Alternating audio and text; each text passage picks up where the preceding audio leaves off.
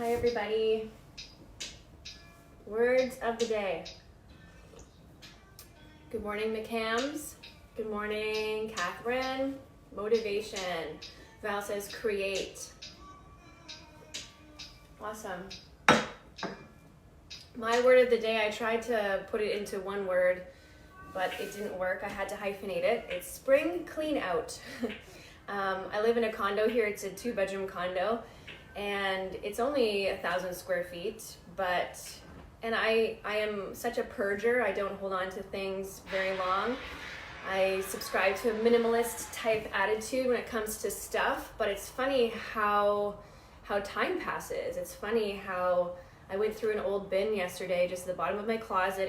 It was organized. It was not a crazy situation, but I went in there and saw old cards, Christmas cards from 7 years ago, 10 years ago. I had some crafts in there. I had some paint that dried up. And it just felt really good to clean that bucket out, get that stuff out, part with the things I wanted to part with, and then found some gems that I hadn't known I had, And yeah, Steven, you saw those, eh? I found some old pictures of when I was a kid, and I had this picture of when I was a trainer at Good Life, and that picture is probably, oh my gosh, there's no date on it, but I would say 2007. No, probably earlier than that, maybe 2006, I want to say. Because I remember that hair. That hair was Cuba hair. I went to Cuba with a bunch of friends, and I remember I got my hair cut and dyed. And anyway, so I don't know if you're on the same wavelength as me with spring cleaning out, but yeah, it's pretty cleansing to the soul. I highly recommend cleaning things out a lot over time, but especially now that it's spring, it's a really great reset point for spring. Nice, Catherine. Yeah, I'm gonna go head down to the storage bin too and see what's in there. Oh. Okay, so words of the day, guys. If you haven't put your word of the day down in the comments, please do so. It inspires the people around you. Sometimes it's tough, once you've done this practice a lot, I found that I had to write power words on a piece of paper, and in the instructions that I have for clients and my staff who use the Epic Life Planner, I put 2 pages of just words, because sometimes you keep using the same word over and over again, or the word doesn't feel quite right. So it's nice to kind of look at a bunch of words and say, that's my word of the day. So by putting your word in there, it really inspires other people as well, and it helps people choose their word. Shannon, what's your word today? Oh, it's effort. Ooh, you want to put effort in? Ooh, you're in a discipline mode today. Cool. I commend you on that. Okay, our 5-minute morning stretch. We're going to do, I chose shoulders and upper body, but we're still going to knock in some hips in there. We're going to do some hip circles and windshield wipers for hips. So it's kind of like full body. Yeah, but we're mostly going to be on the ground. So it's going to be more of a grounding 5-minute morning stretch. You ready? So we're going to head down to the ground. We're going to start, our first exercise is going to be on the ground, but I suppose we should do our first normal stretch. Hi, Denise.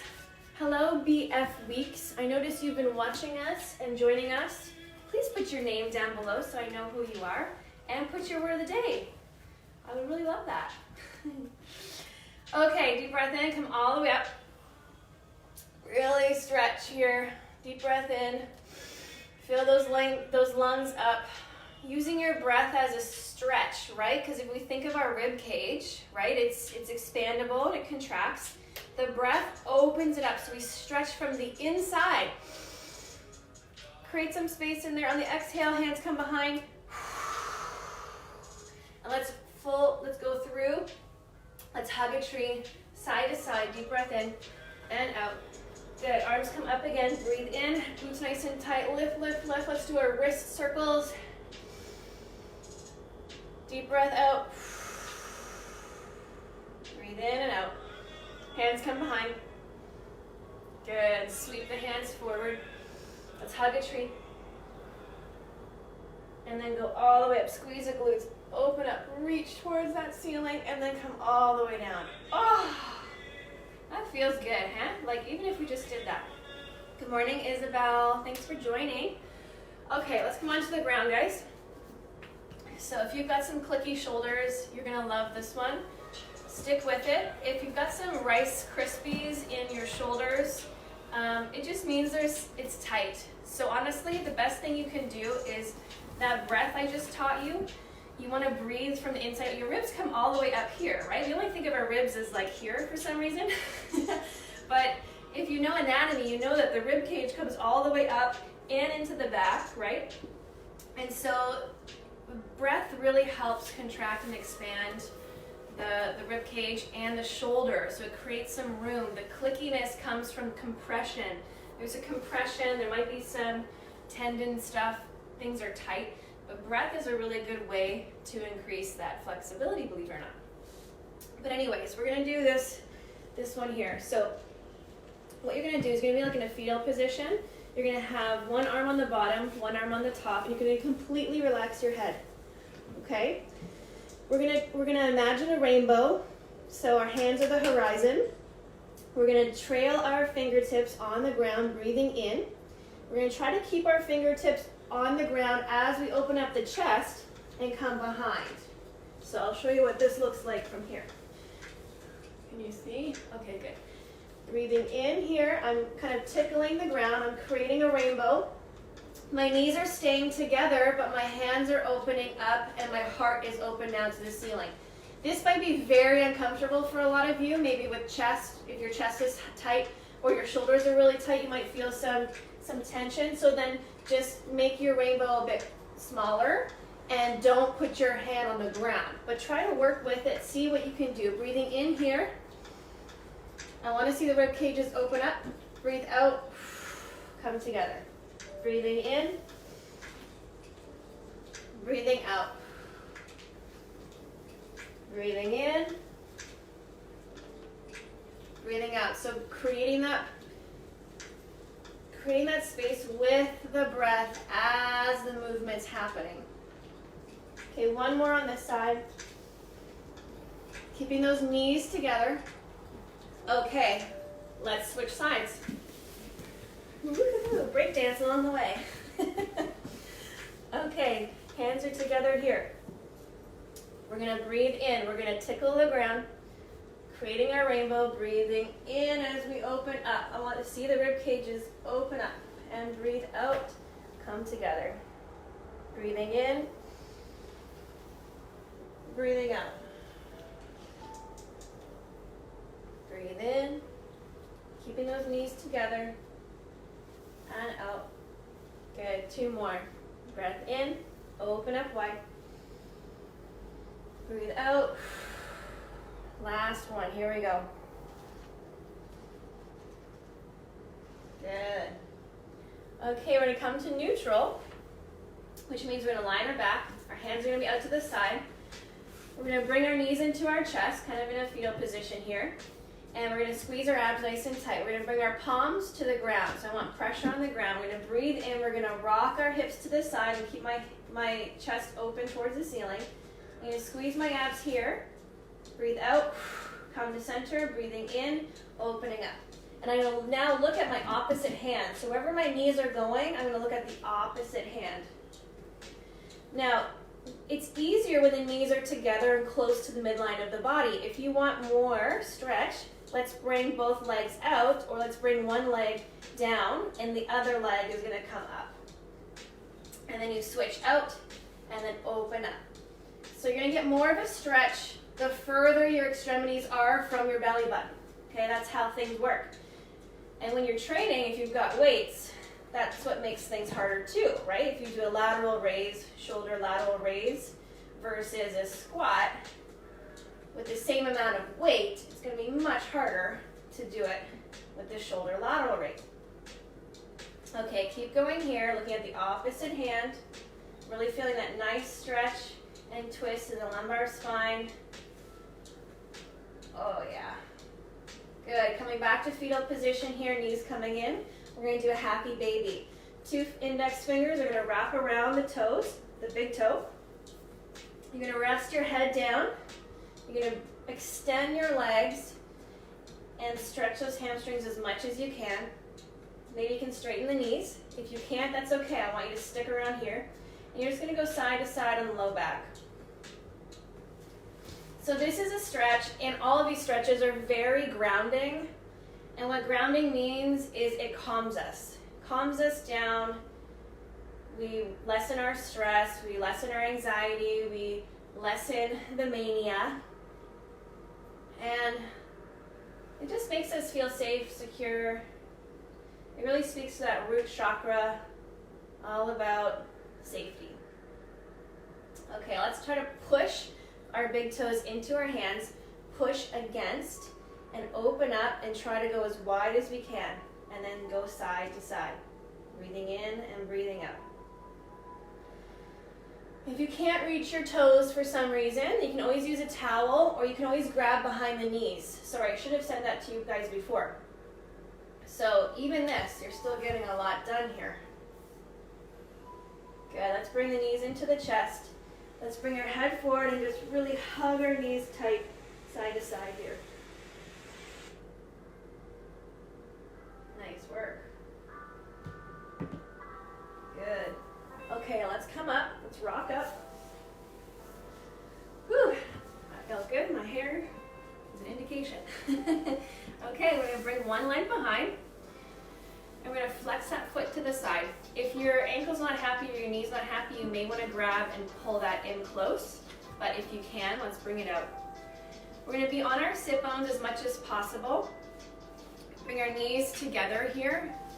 The closer our knees are together, the easier or the more shallow the stretch will be. The more deeper the stretch will be here, okay? Okay, let's crawl behind. Let's open up the chest. You're gonna feel that hip flexor on the bended knee side. Let's look up. And if you can, when we squeeze our glutes, come onto our elbows if possible. And if you can, then maybe we go all the way down. Open up the palms, open up the shoulder blades, open up the chest. If you feel too much low back, then come up. For me, I've got a compressed, probably L3, L4, so, and I haven't seen a chiropractor. Shout out to Dr. Keenan. You know, amongst the COVID stuff, so I shouldn't be doing that one. All right, feel that quad? All right, let's bring those knees in and let's switch it out. Maybe we do a front stretch here. Kick that knee back. Each side is different. This is where I want you to tune into what your body is saying. You know, we're asymmetrical beings. This idea of symmetry in humans is a fallacy. It's a total waste of effort to try to balance the body out. I mean, especially if you played a sport. I was a figure skater and I turned in one direction for 18 years. To think that I'm going to undo that. And only turn in one direction, you know, for the next 18 years to undo whatever that did is not going to happen. There are some hacks that I can minimize the repercussions of that, but you know, we want to attain as much balance as is healthy, but to be obsessed with it just is no point. Okay, we're gonna come on up. Good, let's bring those legs together. Belly button towards the quad, okay? So the belly button comes forward first. The nose doesn't come forward first. Keep the nose behind the belly button. And then we come forward. Okay, side to side. Can we touch our toes? Good. Okay, slowly come up. Nice deep breath in and out. Got the whole day ahead of us. This is so many people's favorite day. So we're in the favorite day. How exciting is that? All right, guys, I've got a morning prompt for you. So, oh yeah, Catherine, cool. Dr. Keenan's the best. He's really great. Great guy. Smart too. Okay, so your morning prompt. Your morning prompt is all about identities. So what I want to percolate and put a seed in your head about is I want you guys to really think about how identities, how you define yourself, may be holding you back from your health and from being a high performer, or from living your best life, or being in your highest self, however way you want to define that. At Epic, we say living an epic life. So there's so many identities that we have that maybe were given to us as children. You know, for example, your parents said you're so hyper, and so then you have adopted this thing where you're like, I'm hyper, I can't sit still, I can't meditate, I'm not that kind of person. But really it was identity that you had attained from somewhere else, and perhaps it's getting in the way of you hitting the next level in your life. Because if you have an identity, this is a very concrete, very unmalleable type psychological construct that's very tough to break. The only person that can break it is you, and you have to be aware of how that identity is getting in the way of your health, your fitness, and living a more epic life. So I wrote down a couple of different identities because I think examples are really important.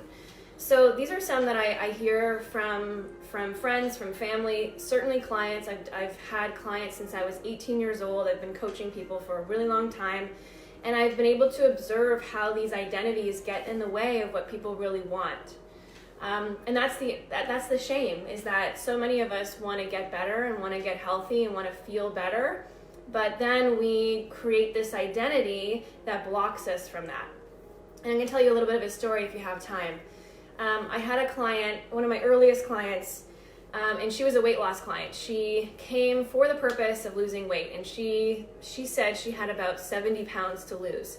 Had a lot of emotional eating issues, really wanted to tackle that. But every time there was a woman on a treadmill that was in the proper, quote unquote, BMI, she was a funny girl, right? She was always being hilarious. That was her MO. And she would always say things like, you know, and excuse me if there's kids in the room, I will not say the bad word, but you'll know what I'm saying. She would say things like, oh, that skinny bee. You know, what is she even doing on the treadmill? And she had a lot of, like, certainly not hate, but that was her MO. And so her identity was, I'm the fat girl. I'm the fat girl, and what is this skinny girl doing on the treadmill? And so I called her out on that quite early. I said, if you have all this hate and all of this darkness around being the skinny girl, how the hell are you going to be the skinny girl? You're wanting to lose weight, but your identity of the fat girl is getting in the way of being what you really want. And what she really wanted was to be healthy, was to stop the emotional eating patterns, and to clean up her psyche. So we had to identify that early on. And of course, the irony of all ironies is she is spending thousands of dollars, sweating like crazy. She hired a personal trainer. She's putting all this effort into creating a new identity, but her mind was blocking her from actually doing it. So we had to work on that. Other identities that block from health and living a better life and living the life you want to live are things like, you know, I'm a meathead. So if you kind of walk around being like, I'm a meathead, I train, I you know, what that's doing is the identity is saying I'm not flexible. So then how the heck will you become flexible, you become malleable, become supple in your body if you walk around saying that you're a meathead? Because meatheads are not flexible. So any efforts you put forward, right? Same with my client that was putting all this effort forward to losing weight, but there's a psychological block because we always try to reinforce our identities because it's safe. So where is this identity getting in the way? So you have to renegotiate. Stephen, it's not a hit on you. I mean, it really isn't. It's just, it's everyone. Everyone's got something, and I'm going to keep going with my examples, so trust me, I'm not going to single you out. But where do we need to renegotiate that identity, right? So a supple leopard is a good example of a meathead book that is all about meatheads getting flexible. So we have to renegotiate those identities. Another identity is I'm easygoing. I've heard this one for years and years and years. I'm easygoing. I don't want to plan my meals. I'm easygoing. I don't want to goal set. I'm easygoing. I let things come to me. Well, how is that blocking us from getting the life of our dreams? How is that blocking us from standing up for ourselves or really trying in life? Really going after something that we really want. So being easygoing is great, but at what point is it going to be against what you really want? And that's the key. Are you your own worst enemy? Are you in your own way? Another example is I'm emotional. Some people say that I'm emotional, I'm in my feelings, I'm just always, I want to live life, but then that might excuse emotional eating. I've heard this for years and years and years as well. Where people just say like, I'm just a flamboyant type person. I'm very much in my personality. And so where is that causing emotional eating, right? So, and that might be against what you really, really want. Another identity is I'm a mother. I'm a mother. So does that mean that I don't take time for myself? Do you feel guilty if you take time from yourself because you've identified as a mother? So maybe there is something else, like I'm a conscious mother, or I'm identifying as a conscious mother, which means I'm in the moment, but I also put myself first, and I'm a good mother. You can change these archetypes, you can change these identities to suit you, to make sure you get what you want out of that identity and out of life. Another one is a chocoholic. I'm a chocoholic. I love chocolate. I love food. I've heard that one too, is if people who are in a healthy, I used to say to my clients, people would say to me, I love food. Like, I don't know how you guys, you guys as in trainers or something, don't love food. I said, you think I don't love food? You don't think I would have 7 Big Macs in a row if that's what I wanted to do? I just know my taste buds are the same as yours. They're the same. They want apple pie and rice pudding. They want sourdough bread. They want butter tarts. They want chocolate. They want cake. Trust me, we're no different. But my identity, what I've decided to attach to as my identity, is what prevents me from going in that direction. So my identity is I want to game the system. I want to have a banana bread, but I'm going to do it with organic products. I'm going to switch out that refined sugar for honey or maple syrup that's organic. I want as many nutrients in as possible. So I've identified with that, and also know that if I feel sleepy, I can't live the life of my dreams. So that's my morning prompt for you guys today. If you're a journaler, if you're a reflector, you're going on a walk today, I'd love for you to think about that. It's been a huge game changer for so many people. And I always think that it's a shame when we get in our own way, and we really do. It's no one else. The fight is not external. The fight is not the cake. The fight is not the hamstring stretch. The fight is not the desire to not work out. It's our head. And if we can get a hold of our head and break down what's happening, we have a fighting chance and we can change things up. So anyways, that's my morning prompt for you. That's my 5-minute morning stretch for you. We went into a bit of a lecture here. I hope you enjoyed it. It's who I am. And anyway, I wish you a beautiful, beautiful Sunday. Happy Easter, happy spring equinox, whatever that you celebrate. The essence of this weekend is really a reset. It's time to purge the things that don't work any longer. It's time to clean things up, mind, body, and spirit, and welcome the new chapter, which is spring. So anyway, wishing you a great day, great weekend. Love you guys so much, and I'll see you here tomorrow on Holiday Monday for an 8 a.m. morning stretch. Take care. Bye.